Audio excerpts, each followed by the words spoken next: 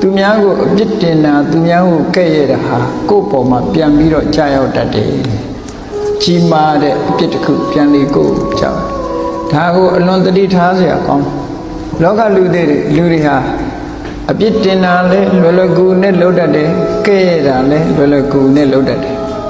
မြတ်စွာဘုရားသခင်ကိုရမြတ်ရဲ့အဆုံးအမကိုဒီနေရာမှာမှတ်သားသင့်တယ်ပေါ့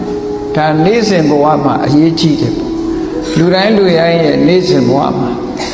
နှုတ်ကိုစောင့်စည်းခြင်းဆိုတဲ့နှုတ်ကိုစည်းကမ်းချက်ထားတာအမြဲတမ်းတန်ဖိုးရှိတယ်လူလောကမှာလုံနေကြတာနှုတ်နဲ့ပြောတာရဲ့ကိုယ်တိလက်ရောက်လှုပ်တာရဲ့ဒီနှစ်ခုပဲရှိတယ်အဲ့ဒီလိုနှုတ်နဲ့ပြောကိုယ်တိလက်ရောက်လှုပ်တာဟာအမှားအယွင်းမရှိအောင်တတိထားပြီးတော့ဆောင်ရွက်ကြရမှာဖြစ်တယ်ပြစ်တင်မှုကဲ့ရဲ့မှုနဲ့ပတ်သက်ပြီးသူတစ်ပါးရဲ့အပြစ်ကိုရှုမြင်တဲ့ဟာရှုမြင်တိုင်းကောင်းသလားကဲ့ရဲ့တာဟာကဲ့ရဲ့တိုင်းကောင်းသလားလို့ဆိုမကောင်းတာတွေအများကြီးနော်မကောင်းတာတွေအများကြီးမြတ်စွာဘုရားကဟောထားတယ်ပရဝိဇ္ဇာနုပတိတ္တသူတစ်ပါးအပြစ်ကိုရှုမြင်တတ်တဲ့ပုဂ္ဂိုလ်လောကလူတွေဟာကိုယ်နဲ့ပတ်ဝန်းကျင်မှာကြည့်ဘယ်သူကပြင်ဘာလုပ်တာပဲဘယ်သူကပြင်ဘာပြောတာပဲဆိုပြီးတော့တစ်ဖက်သားကိုက blame လုပ်ဖို့ပဲစဉ်းစားတယ်ညာနောက်ကိုယ့်ကိုယ်လည်းအဲ့ဒီအကျင့်စရိုက်ရှိမယ်ဆိုရင်ဒီအကျင့်စရိုက်ကိုပြုပြင်ဖို့လိုအပ်တယ်ပေါ့သူများကို blame လုပ်ပါနဲ့ကိုယ့်အပြစ်ကိုပဲကိုကြည့်ပါသူများအပြစ်ကိုမကြည့်ပါနဲ့အပြစ်မမြင်ပါနဲ့လို့ဆိုအဲ့ဒီမှာမြတ်စွာဘုရားကပရဝိဇ္ဇာဆိုတာဝိဇ္ဇာဆိုတာပြောเสียအပြစ်ကိုဝိဇ္ဇာလို့ခေါ်တယ်ပရဝိဇ္ဇာသူတစ်ပါးရဲ့အပြစ်ကိုအနုပတိတ္တဆိုတာအမြဲမပြတ်စောင့်ကြည့်နေတဲ့ပုဂ္ဂိုလ်သူများကိုအပြစ်တင်ခြင်းတဲ့ပုဂ္ဂိုလ်သူများအပြစ်ကိုရှားနေတဲ့ပုဂ္ဂိုလ်အဲ့ဒီလိုရှားနေတဲ့ပုဂ္ဂိုလ်ဘာဖြစ်တတ်လဲအာတဝါတတ္တဝဋ္ဌန္တိအဲ့ဒီပုဂ္ဂိုလ်မှာမကောင်းတဲ့အကုသိုလ်တွေအာတဝတရားဆိုတာကိုယ့်ရဲ့ရင်ထဲနှလုံးထဲမှာမပြတ်စည်းဝင်လာတဲ့ကိလေသာတွေကိုလည်းဆိုတယ်အဘိဓမ္မာမှာတော့လောဘဒိဋ္ဌိမောဟဒီသုံးခုကိုအာတဝလို့ခေါ်ပြီးမယ်လို့အာတဝဆိုတာမိမိရဲ့တဏ္ဍာမှာမပြတ်စည်းဝင်နေတဲ့သို့မဟုတ်တန်တရားမှာကြာရှည်လာတဲ့စိတ်အစဉ်မှာဖြစ်ပေါ်လာတဲ့သဘာဝတရားဆိုးတွေလို့ဆိုအဲ့ဒါတွေဟာတိုးလာလိမ့်မယ်သူများအပြစ်မြင်ရင်အာတဝဆိုတဲ့ကိလေသာတရားဆိုးတွေကိုယ်ရင်ထဲမှာတိုးလာလိမ့်မယ်အပြစ်တွေကိုယ်မှာတိုးလာကိုမြင်တာကသူများအပြစ်ဖြစ်တာကကိုနော်ဒီလိုဖြစ်တတ်တယ်ဆိုတာကိုတတိထားဖို့လိုအပ်တယ်နိစ္စံဥစ္စာနာတင်ကြီးတော်တဲ့အမြဲတမ်းလူတယောက်ရဲ့ကဲ့ရဲ့ရှုတ်ချနေတဲ့ပုဂ္ဂိုလ်သူများအပြစ်ကိုမြင်တယ်ကဲ့ရဲ့ရှုတ်ချတယ်အပြစ်မြင်ခြင်းနဲ့ကဲ့ရဲ့ရှုတ်ချခြင်းဆိုတာတွဲဖက်ပြီးတော့လာတယ်ဒါကြောင့်မို့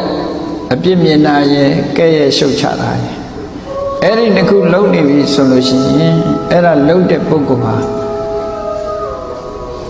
အာတဝါတတ္တဝဋ္ဌန္တိအာတဝါတရားတွေတိုးတက်များပြားလာနိုင်တယ်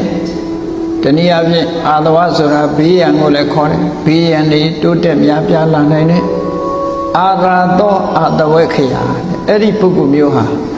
အာတဝေခယဆိုတဲ့ဘေးရန်ကင်းတယ်သို့မဟုတ်ကိလေသာတွေကုန်ငြိမ်းသွားတဲ့အရတ္တဖို့နိဗ္ဗာန်ဆိုတဲ့အစစ်မြင့်တဲ့တရားတွေကဝေးတယ်လို့ဒီလိုပြောတာနိဗ္ဗာန်နဲ့ဝေးနိုင်တယ်အမတ်တမဲ့မလုပ်ဖို့မိမိရဲ့နှုတ်တွေကိုစောင့်စည်းဖို့ဆိုတာဒါကြောင့်မို့လို့သူများအပြစ်ကိုရှုမြင်တတ်တဲ့အကျင့်သူများကိုအပြစ်တင်တတ်တဲ့အကျင့်ကဲ့ရဲ့ရှုတ်ချတတ်တဲ့အကျင့်မျိုးကိုယ်တဏ္ဍာမှာမမွေးမြူဖို့ပေါ့မွေးလို့အပြစ်မတင်တိုက်တဲ့ပုဂ္ဂိုလ်ကိုသွားအပြစ်တင်တယ်မရှုတ်ချတိုက်တဲ့ပုဂ္ဂိုလ်သွားရှုတ်ချပြီဆိုလို့ရှိရင်တော်တော်ကြီးမားတဲ့အပြစ်တွေကိုခံရတယ်ရသော်ဘုရားလက်ထက်တုန်းကကောကလိကဆိုတဲ့ယဟန်ဟာရှင်သာရိပုတ္တရာရှင်မောက္ကလန်တို့သွားပြီးတော့အပြစ်မြင်တယ်အပြစ်တင်တယ်ကဲရှုတ်ချ အပြစ်မြင်ကဲရဲ့ရှုတ်ချရုံနဲ့မကဘူးမြတ်စွာဘုရားကိုလာလျှောက်တယ်သာရိပုတ္တရာတို့မောက္ကလန်တို့ဆိုတာလူယုတ်တွေလို့ဆိုပြီးတော့ဘုရားကိုလျှောက်တာနော်ပပိစ္ဆာ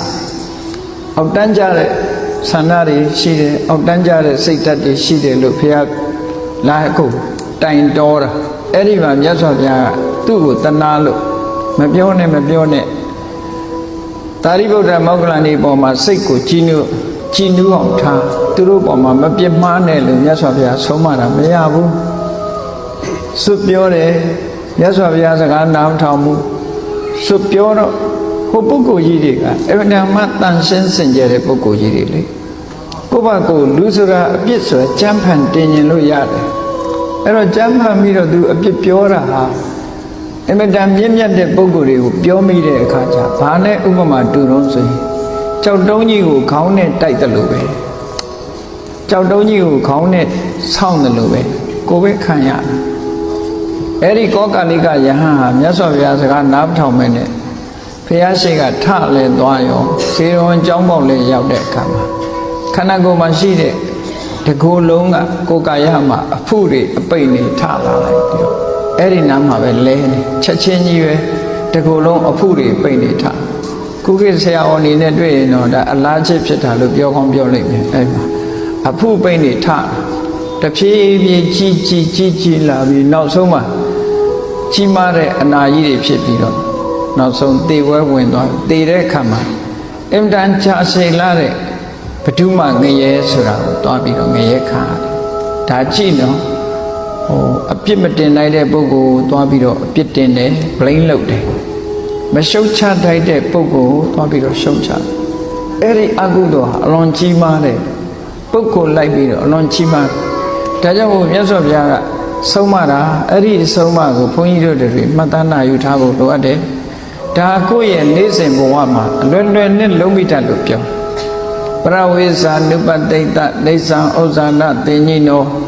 အာတဝတတဝဋ္ဌန္တိအာရသောအာတဝခေယသူများကိုအပြစ်တင်တတ်တဲ့ပုဂ္ဂိုလ်ကဲရဲ့ရှုတ်ချတတ်တဲ့ပုဂ္ဂိုလ်ဟာအာတဝတရားတွေသာဖြစ်ပွားပြီးအာတဝတရားချုပ်ငြိမ်းရာအရတ္တဖို့နိဗ္ဗာန်ဆိုတဲ့ထူးမြတ်တဲ့တရားဓမ္မတွေကကင်းဝေးလိမ့်မယ်လို့မြတ်စွာဘုရားတတိပေးတာနော်ဒါကြောင့်မို့လို့အကျိုးမရှိတဲ့အလုပ်မလုပ်မိအောင်အကျိုးမရှိအောင်လည်းမကဘူးအပြစ်ကြီးတဲ့အလုပ်မျိုးမလုပ်မိအောင်ဘုန်းကြီးတို့တွေတည်ထား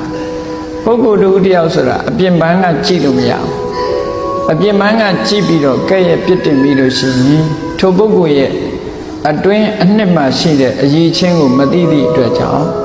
အတွင်းအနှစ်မှမြင့်မြတ်တဲ့ပုဂ္ဂိုလ်ဆိုလို့ရှိရင်ဒုက္ခရောက်သွားနိုင်တယ်ပေါ့